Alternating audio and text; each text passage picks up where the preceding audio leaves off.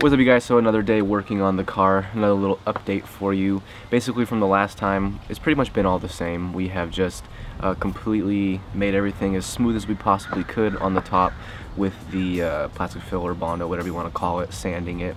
And today we are going to be priming it and getting it ready for the red paint. So I already filmed all of like the B-roll stuff going on in there, so I'll just kind of talk about what we did inside the garage, since there's a lot of overspray and I don't want to ruin my camera. But yeah, that's essentially what we did. We primed it, getting it ready for paint, making her look very pretty. So yeah.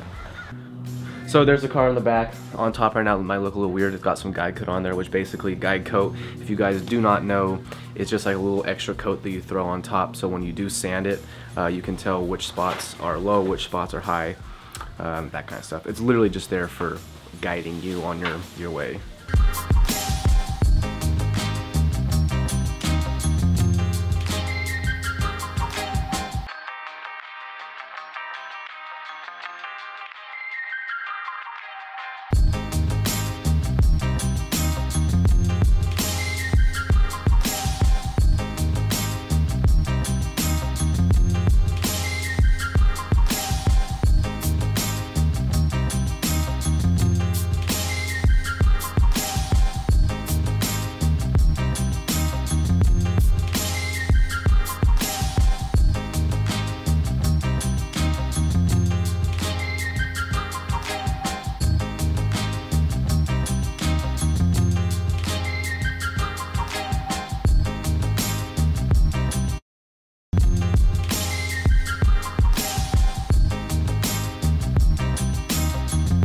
But other than that, there's really not much else to explain. I don't know if this, I've been realizing on my videos that my lenses sometimes like bounce in and out of focus. So if that's the case, I'm sorry if it's doing that right now. I don't know why it's doing that. If anybody of you know why, let me know. It's annoying as hell. But yeah, that's pretty much all there is to talk about. I mean, it was literally just painting, you know, just, you know, Bob Rossing it out there, just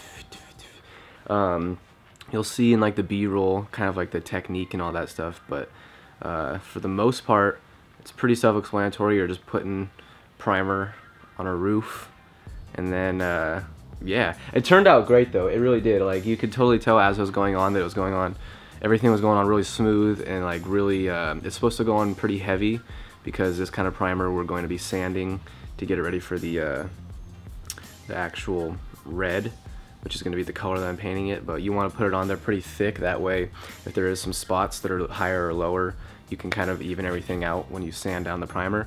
But yeah, other than that, it's all pretty self-explanatory, man. You just kind of, you'll see in the B-roll the process of which it goes through. We put like 5 coats, four coats on the roof, and then pretty much called it a day. So I guess I'll see you in the next one. I think after this we're gonna start tackling the doors and like body work on the doors, and then putting in like all the windows and all that crap. So it should be pretty fun. Alright guys, bye. What's up, you guys? So it is bright as hell right now, as you can tell, but working on the car today.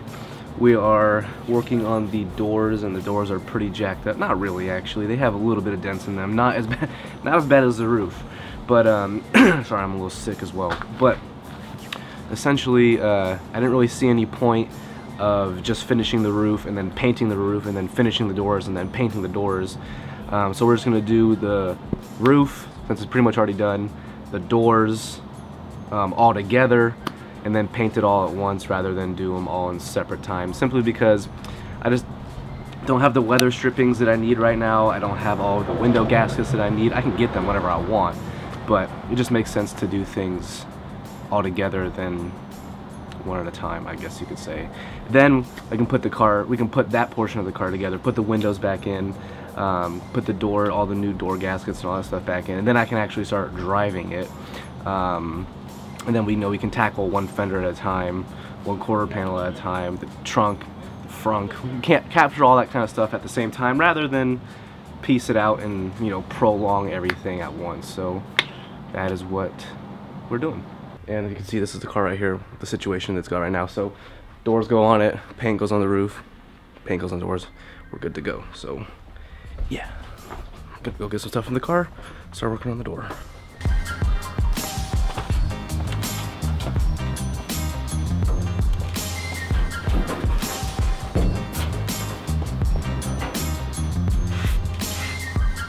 So basically what I'm doing is taking the paint down because we need to use a nail gun to get the dents out, because on the bottom is like another piece of metal that you can't get a hammer and dolly to. So knocking down all of the old paint, getting down to bare metal. It needs to get down to bare metal anyways.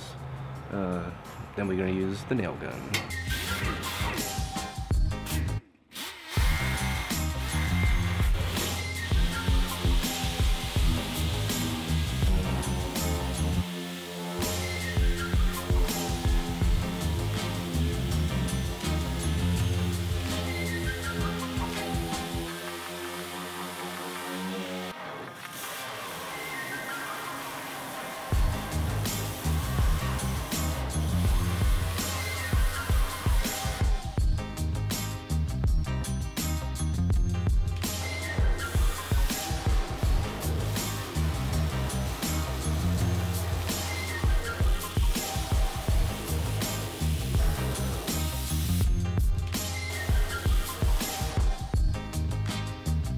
So essentially what the nail gun does is it just kind of spot welds like a little, I don't know what you call these, a little, almost like a rivet, and then you kind of pull the dent out with like a reverse motion hammer. It like kind of like a plunger, and it kind of just unplunges or undents the dent. So it's going to go here. Which we'll see in a few minutes. Yeah, you'll see it.